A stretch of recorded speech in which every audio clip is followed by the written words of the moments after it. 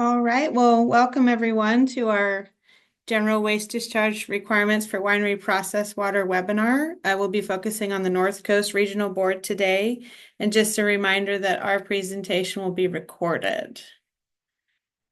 So, today here we are, North Coast. Our next one will be a focus on the San Francisco Bay region on August 22nd, and I really wanted to thank you for joining us today. We also have Melissa Gunter with us today from the San Francisco Bay, so that'll be really helpful for the Q&A. So just a little bit about Zoom. So this is a Zoom webinar, so all attendees come in muted with the video off. You can put a question and answer in using that little Q&A chat icon. When you put that in there, you can use your name or anonymous. We'll be getting to those questions all at the end, and we are recording the slides, but not the Q&A session. You can turn on the closed captions, and if you want to leave the webinar, you can hit the end button. So I already introduced Melissa, but I'll introduce the first set of our speakers today. So my name is Laurel Wardrop. I'm the Waste Discharge Requirements Program Manager here at the State Water Board. I am here with Jennifer Chen, who's a Water Resource Control Engineer in that program, as well as Rebecca Greiner, who's an environmental scientist. And we also have presenters later from the North Coast region, and they'll be doing those introductions individually during that presentation. A little bit about the flow of today. So we have a state board, including myself right now, going over the general information about the winery order, and then we'll go to a focus on the North Coast region. Well, they're going to give you details about how their order implementation is going and how they're proceeding in that jurisdiction. And then we'll go back really quick to state board to talk about like next steps with the winery order, some contact information, and then we'll jump to that live Q&A session. Before we get started with the rest of the agenda, I wanted to just stop for a minute and talk about who the water boards are.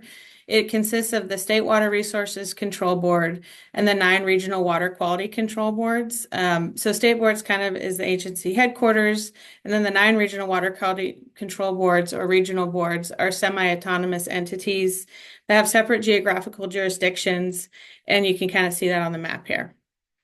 So collectively, our mission is to protect the groundwater and surface waters of California for uses such as swimming, fishing, drinking, and supply. There are a lot of different regulatory mechanisms the water boards uses to protect the water quality of our state. And a lot of those mechanisms and authorities are in the federal and state laws or regulations. So for example, the requirement to report your waste discharges to land and the issuance of WDRs, it comes from the California Water Code. And these are applied to thousands of different sites statewide, and winery discharges to land are one of those. And there's several different winery regional WDRs, but today we're talking about the 2021 statewide winery general order primarily. So, So the water boards do coordinate extensively with the regional boards because we have a lot of statewide policies. We talk to the governor's office a lot, and we deal with legislative affairs in a significant manner. But the regional boards really are the permitting, the enforcement, the inspection, and the compliance hub of the water boards. So they have a lot of information that details that is specific to the discharges that they have in their jurisdiction. I wanted to also mention, if you don't know where your water board jurisdiction is, we have a map tool. It's linked on this slide. It's also on our website, but that's how you can look that up, and that'll be available after this. So thank you. I wanted to now hand it over to Jennifer Chen.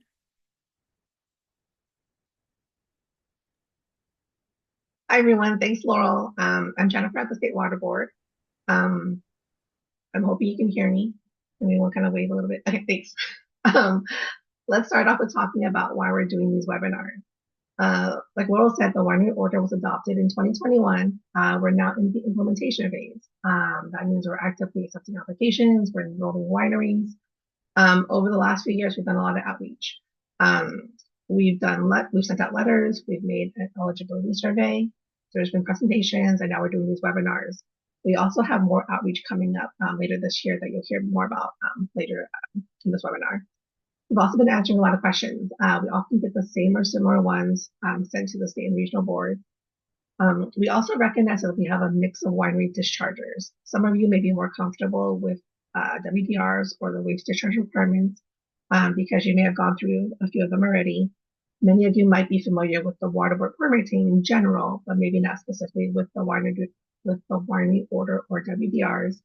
And some of you may be brand new to the water board, the WDR program, or maybe even the winery order.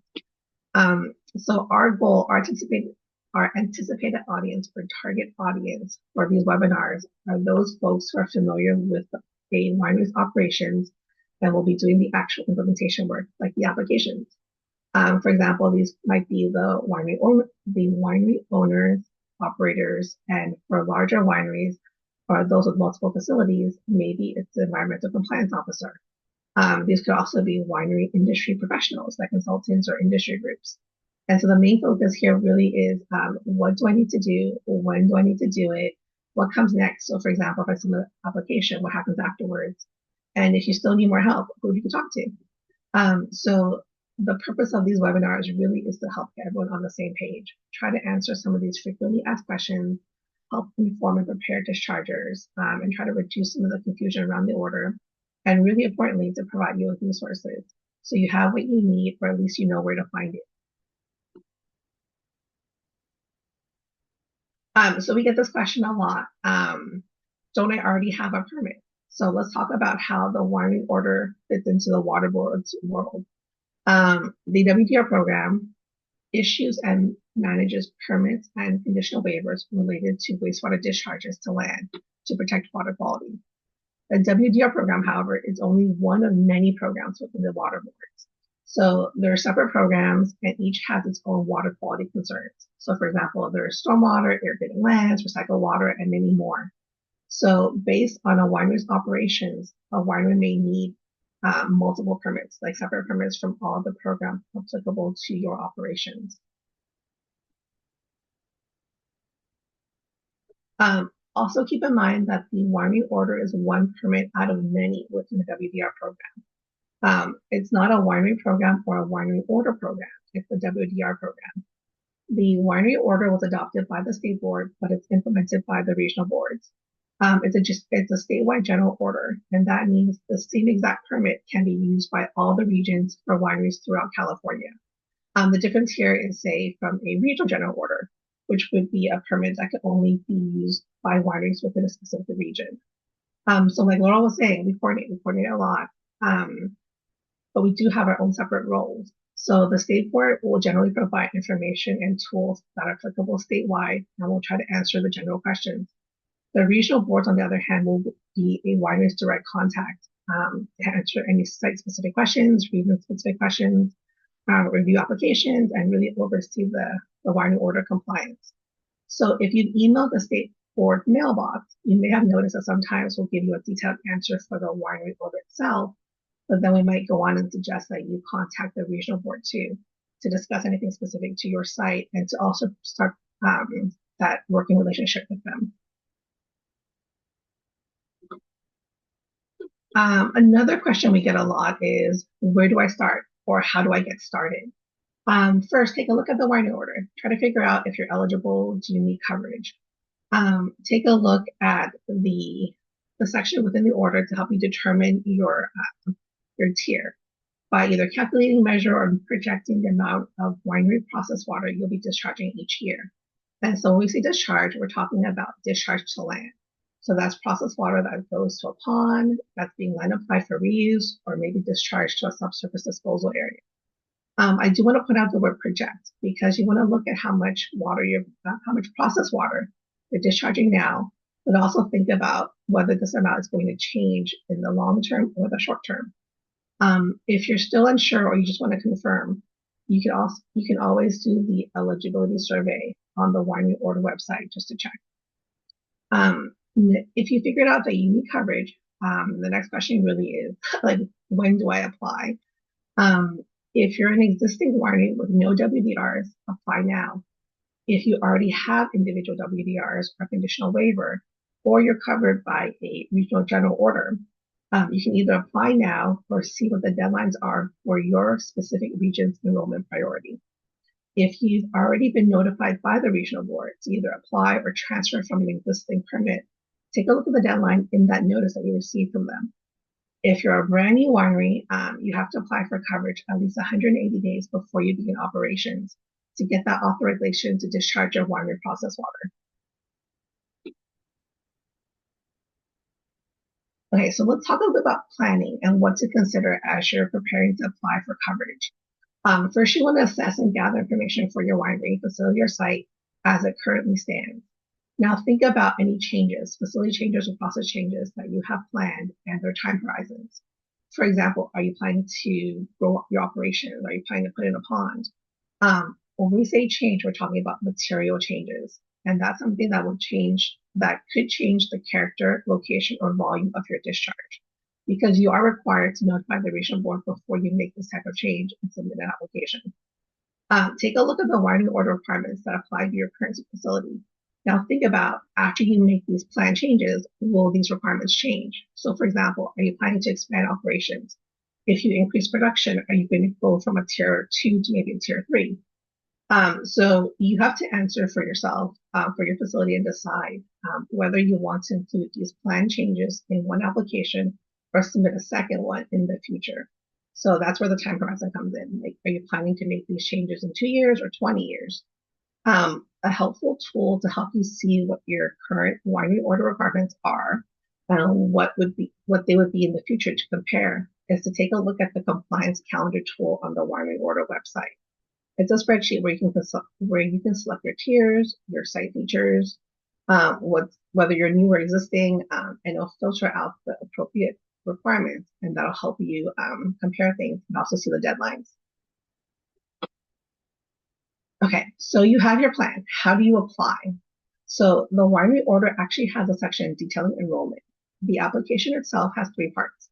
There's the notice of intent, the technical report, and there's the filing fee, which is equal to the annual permitting fee. Existing wineries also have an extra piece. In the technical report, dischargers have to also submit a proposed compliance schedule that lays out the facility changes or improvements that you'll need to do to bring your facility into full compliance of the winery order. This compliance schedule is only for existing wineries, which are those that began operations before the winery order was adopted on January 20th, 2021. We also get a lot of questions on turnaround time and when will I be enrolled? The short answer really is it depends.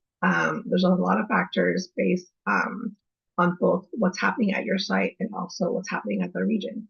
So one of the goals of these webinars is really to help improve turnaround time. We want to give you the information and resources to help you submit more complete applications to your regional board. It also helps to respond promptly to any regional board requests. It's pretty common for them to ask for missing data or information to help complete your application. So if you see something from them, please promptly respond. This will really help them with review of your application, determining that it's complete, and then issuing that notice of applicability, or NOA, to authorize your winery waste discharge. So the last piece is, okay, that was really helpful, but I still have questions. Where can I get more help? So start with the winery order website. There's a lot of detailed information there, resources, tools, guides, links to other things, and also the contact information for the state board and the regional boards. You can also email your questions to the state board mailbox or the regional board mailbox. If it's general, ask the state board. If it's more specific to either your facility or your regional board, the procedure or requirement, look up your specific region's mailbox email address. There's also external support. There's other wineries in your area, wine or industry groups or consultants that can also offer help. For example, there are a few, but not many, winery requirements where you might need a professional certification or signature. The important thing to keep in mind here is to be informed. Know your facility, get familiar with the winery order requirements that apply to your site, and that'll really help you find the right help. Okay, so we're narrowing in on the order. We've talked about the water boards, the WDR program, an overview of how to get started. And now let's look at the winery order itself. So we're sometimes asked why the permit is so long and if we need to do everything that's required in it. So the part of the answer is because the winery order has a lot of flexibility. Every winery operates a little bit differently, has different features. And so part of the reason the permit is so long is because it covers multiple treatment and disposal options. It has requirement off-ramps. It also has triggers. So there's some requirements that are either not active or maybe may never become active unless it's triggered. The order also has extended time frames for planning and for bringing a winery into compliance. So it's pretty rare, not impossible, but pretty unusual for a winery to have all the winery order requirements applied to it. So that would mean that your facility has all the treatment disposal options, none of the off-ramps applied, and somehow you've triggered all the additional requirements for monitoring or reporting. And so this is pretty unusual. It's pretty rare. Um, the winery order is structured such that the requirements fall into these bigger overarching groups. They kind of act like forks in the road. So the biggest or top level split is your tier. Is your winery exempt? Tiers 1, 2, 3, or 4. Next, what disposal methods do you use at your site? If you have a pond, then look at those requirements. If you don't have a subsurface disposal area, you can skip those requirements. When did your winery begin operating? Are you considered an existing or a new facility? Are you existing but you're applying for some kind of expansion? Next, are you discharging processed water, processed solids to land, or both? So look at those requirements. There's also water quality considerations. For example, there could be water quality results that trigger additional monitoring or maybe additional reporting, like your salt and nutrient management. Okay, so let's talk a little bit more about the details of the winery order itself. So you may have noticed that the order doesn't have traditional sections or chapter numbers, and that's because it's structured so that each individual requirement has a unique identifier, so we can refer to just that specific one directly. The identifier is made up of alternating numbers and letters, and each sub-level is indented just for that visual reminder. And depending how long each section is or how far it's indented, you may have to look back up a page or two for the full context of your requirement. So here are a couple examples. This first one is from findings. The call out is for the winery order, page 3. It's finding 12, subpart A. So just based on the sentence structure, the subpart A includes parts I through IV. So you see that orange square, that would be what this requirement call out is for. For this next one, I just picked an example with the most sublevel. So it's in the discharge specs. It's on page 36. It goes from part D, then to part 1, sublevel A, part II, down to C, then sublevel 1. So you kind of see how these can all be subset. And the example has that call out to tell you how to find that specific requirement. Okay, so lastly, here are some tips on navigating the winery order. So table of contents, that's probably the most useful piece of the order.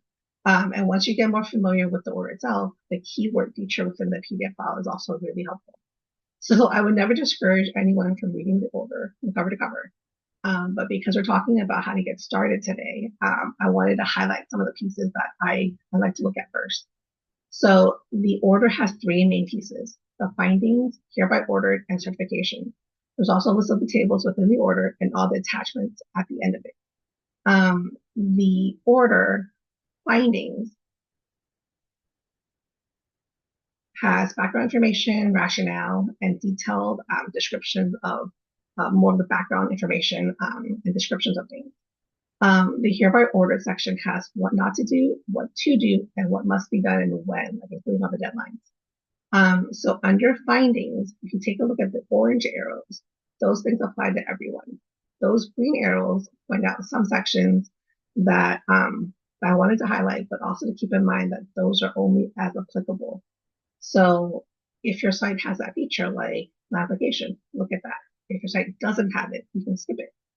So starting with applicability, that first orange arrow, this is where you'll find the definition for winery waste, and it breaks down your tiers. The second orange area of the application will detail enrollment, how to apply, all the pieces.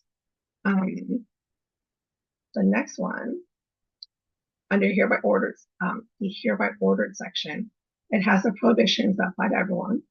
Now look at the green arrows. Those are the effluent limitations, the discharge specs, and the provisions.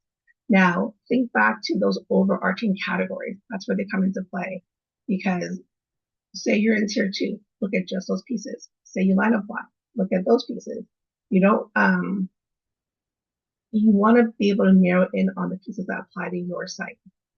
One thing I wanted to point out is the provisions that has specific improvements or additional reporting and their deadlines that may apply to your site. So make sure you take a look at those too. Lastly, in the attachments, the first few attachments really help you with like the glossary and also the pieces for your application, which is the NOI and the technical report, the outline for it. And then lastly, it's the monitoring and reporting program. So that piece is also pretty important because it talks about your reporting and your monitoring, your sampling that will be required for your site. So while you look at that, also keep in mind those categories, right? Look at the ones that apply to your tier, look at the ones that apply to your site based on your site features. So that's a quick overview of the order. And with that, I want to pass it on to Rebecca. Thanks, everyone. Thank you, Jen. Good morning, everyone. My name is Rebecca, and I'm also with the State Board. So far we've covered navigating the winery order and its requirements, when to apply, and how to start planning for enrollment. Now I'll start going into a little bit more detail about how to apply and where to get help if needed. Like Jen had mentioned a little earlier, if you're unsure whether the winery order is applicable, there is a self-guided eligibility survey available on the winery order website, and it's also linked here in the lower left-hand corner.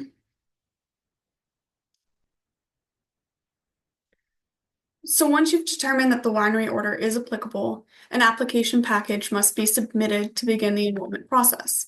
So Jen had mentioned the 3 parts of an application: the notice of intent, technical report, and fee. The first step in enrolling is submitting an electronic notice of intent with the technical report and other supporting documentation. Next is the application fee, paid either electronically or via check. There is a fee payment guide on the website that will ensure your payment is processed correctly. And as Jen mentioned earlier, the application or filing fee is equal to the annual fee, which changes each fiscal year. And then finally, a signed copy of the notice of intent must be submitted to the regional board. Sometimes this is done when the payment is made. And then also please reference the help guide for extremely important information for this step.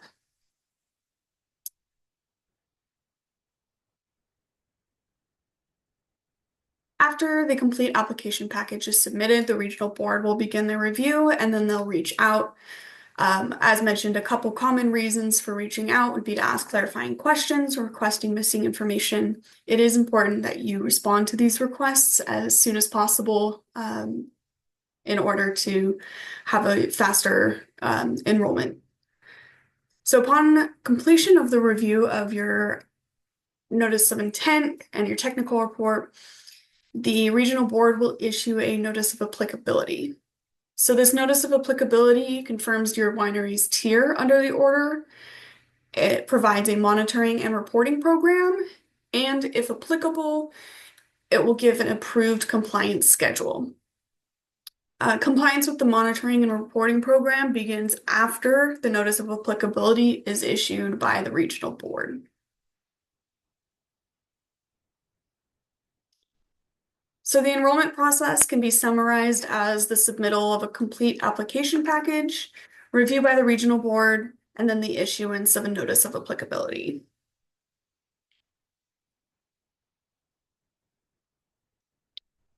So the electronic notice of intent must be completed online via the California Integrated Water Quality System, or CWICS. Paper forms won't be accepted for enrollment under the winery order. A unique form ID, as shown here in the 2 orange rectangles, will be automatically generated with each electronic notice of intent, and this ID will be used throughout the enrollment process, especially with fee payments. The two arrows here are highlighting the questionnaire and attachments tabs. The questionnaire tab is where you will include the facility data, such as information relating to your ponds, subsurface disposal areas, etc. And the attachment tabs is where the technical report must be uploaded, and other supporting documentation will be uploaded here as well. On the slide, these are the links to the electronic notice of intent and the associated help guide. These links are also available via on our webpage. So it's been mentioned a couple times, but we really want to emphasize that the technical report is a required part of the electronic notice of intent submittal for all applications.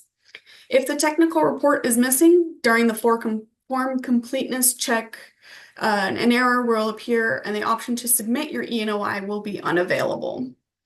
So an outline of the technical report per tier can be found in attachment C of the order. If there are any questions specific to your winery, please reach out to your regional board. We've mentioned the winery order webpage, and it's updated frequently with news, resources, and guidance documents. Here you can find the URL as well as a QR code that you can scan with your phone. On our webpage, you will also be able to subscribe to our email list for electronic updates.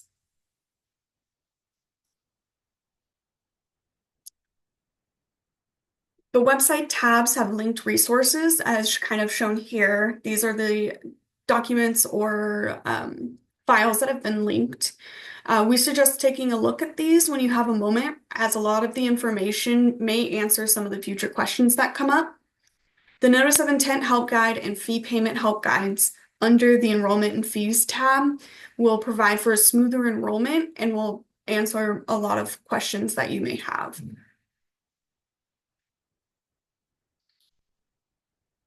Our website also has a winery orders contacts tab that has the regional board winery email addresses. So as mentioned, these should be used when you have a question specific to the regional water board or specific to your winery. To find which water board to contact, you can use the map tool linked here in the lower left-hand corner. It's also in an earlier slide that Laurel had presented, and it is on the website. For general inquiries, you can contact the state board using the email shown on the contact slide later in the presentation. I will now hand it off to the North Coast Regional Board staff. Thank you, Rebecca. Good morning, everyone. My name is Rachel Pratt, and I work in the groundwater permitting unit at the North Coast Regional Water Quality Control Board. Sorry about this. There seems to be a delay in the slides. So our region goes from the Oregon border down to part of Marin County. Let's see.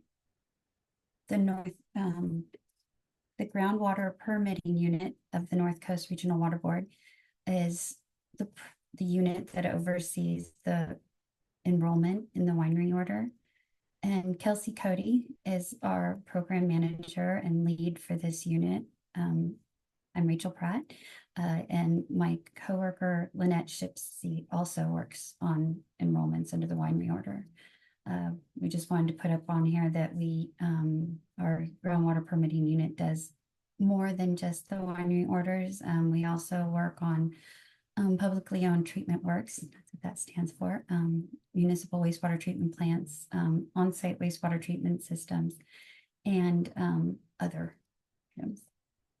So today's presentation is going to be an overview of the winery applicable permits that we have in our region, the application process, which state board staff went over also, and then some resources that we have available.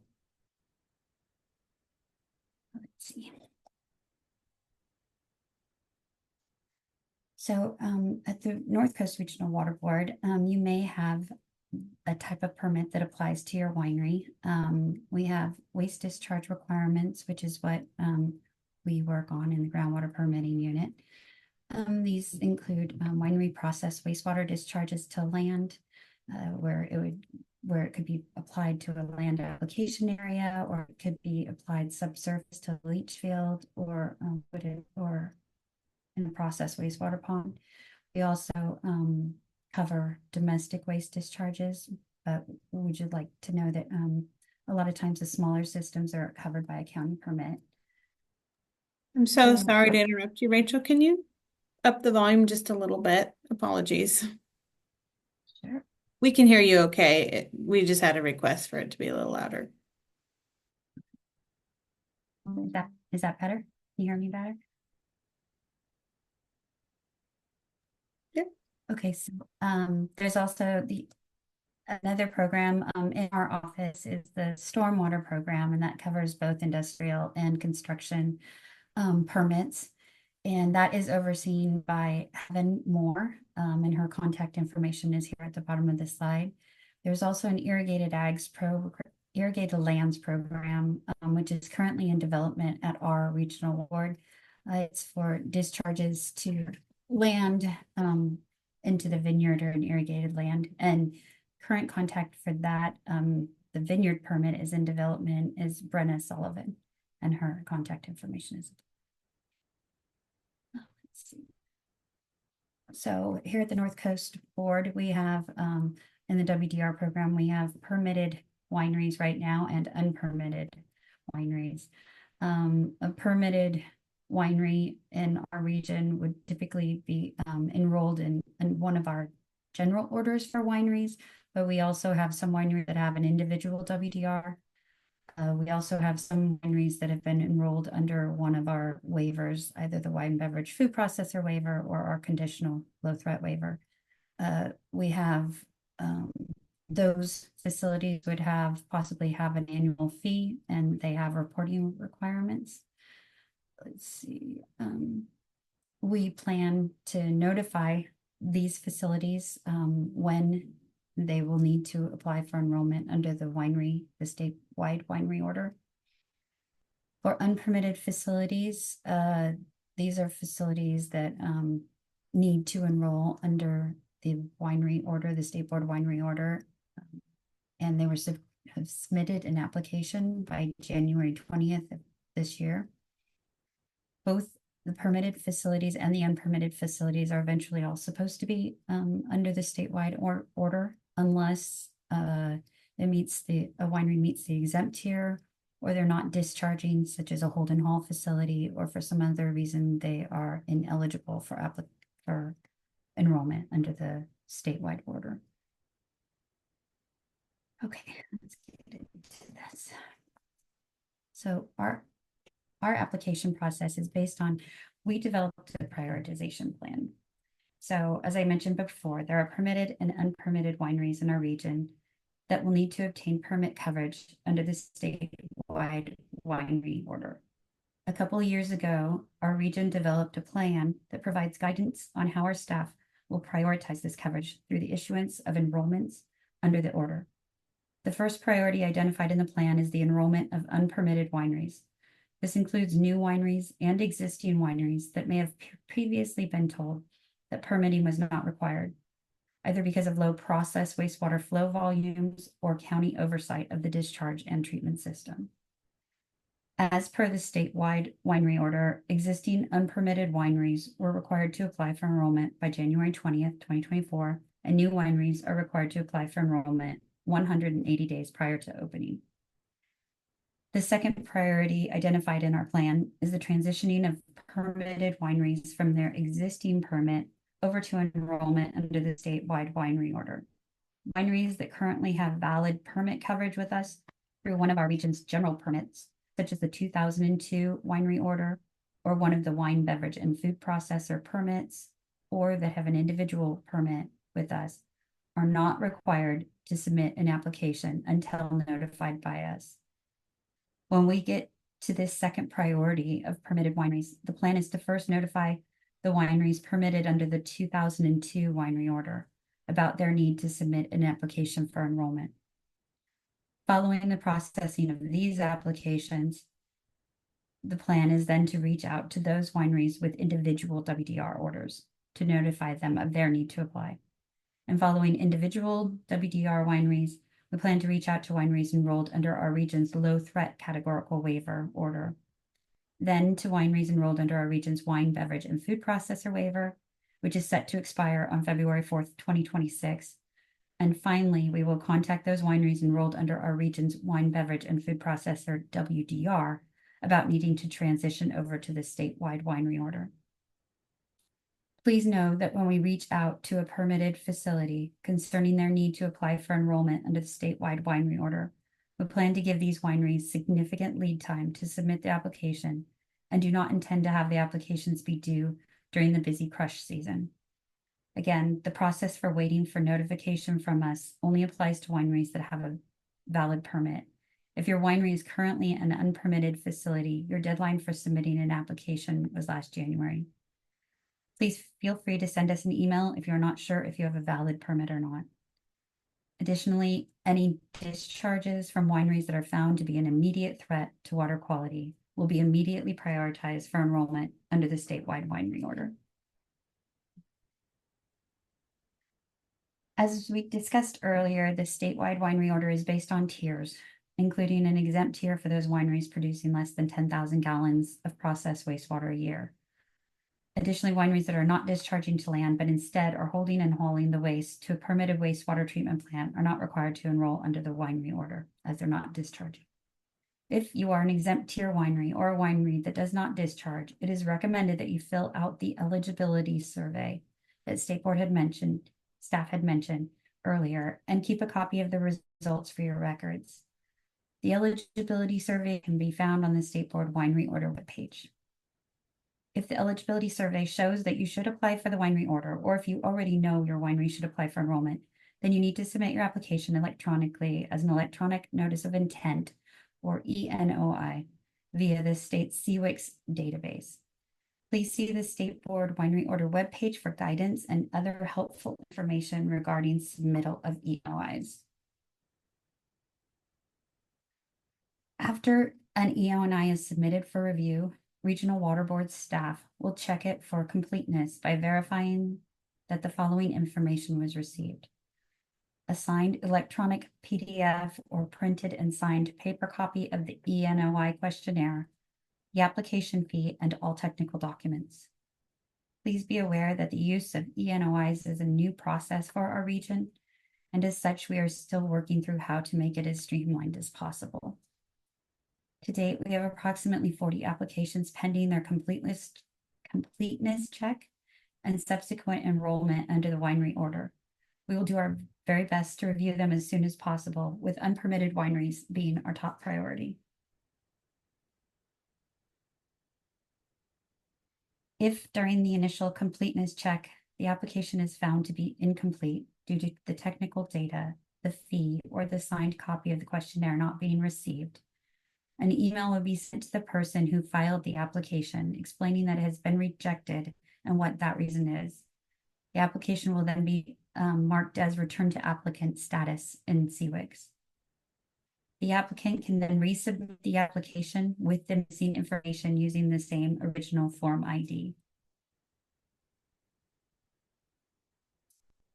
Upon verification of the application and the required supporting information being received by the Regional Water Board, the enrollment will be assigned to Regional Water Board staff, either Lynette Shipsey or myself.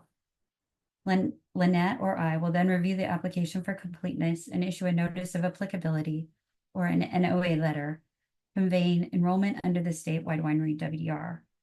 Along with the NOA letter will be a facility-specific monitoring and reporting program intended to document compliance with the winery order.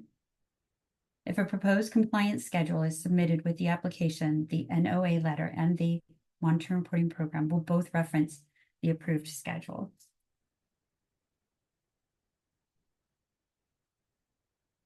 Once enrolled under the winery order, you will need to submit the required monitoring reports to the state database GeoTracker.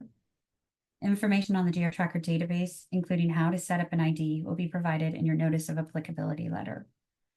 The facility-specific monitoring reporting program, which will be sent out with the notice of applicability letter, will contain the monitoring requirements for your facility. The monitoring program will be modeled after the winery orders monitoring program and will take into consideration your facility's tier, type of treatment system, and disposal method. Again, all self-monitoring reports, or SMRs, will need to be submitted electronically to GeoTracker. With regards to fees, if you are a permitted winery transitioning over to coverage under the statewide winery order, it is likely that your annual fee will change. We plan to work with you and the regional and state board fee processing staff to reconcile these issues. So in summary, the North Coast Regional Water Board has a plan for prioritizing the enrollment of wineries under the statewide winery order. The plan addresses both permitted and unpermitted wineries. Unpermitted wineries are the highest priority. We plan to reach out to permitted wineries concerning their need to apply for enrollment under the winery order in accordance with the priorities identified on our implementation plan. In order to process an application for enrollment under the winery order, we need to receive a signed copy of the filled out ENOI questionnaire, either an electronic PDF or a paper hard copy, the required technical documents, and the payment of the application fee. Exempt tiers, wineries, or Golden Hall wineries should fill out the eligibility survey and keep a copy of the results for their records to document that enrollment under the winery order was not necessary. For resources that we have at the Regional Water Board, we have our Regional Water Board inbox for wineries. So if you have any questions about your winery's current permitting or the status of your ENOI application, please email our Region's Winery program at rb1winery@waterboards.ca.gov. This contact information is also on the State Board's Winery Program webpage. Our region's waste discharge requirements webpage. It has links to our region's wine, beverage, and food processor webpage, in addition to links to the SWRCB and GeoTracker database. And I believe we're going to take questions later, and thank you very much.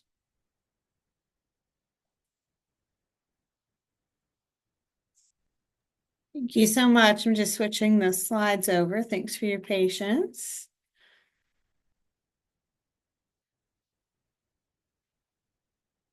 Okay. Thank you. And thank you, Rachel, and all of our speakers. So just a little bit before we go into Q&A, just a couple next steps things, and it kind of depends on which region you're in, what bucket you fall into with your winery operations.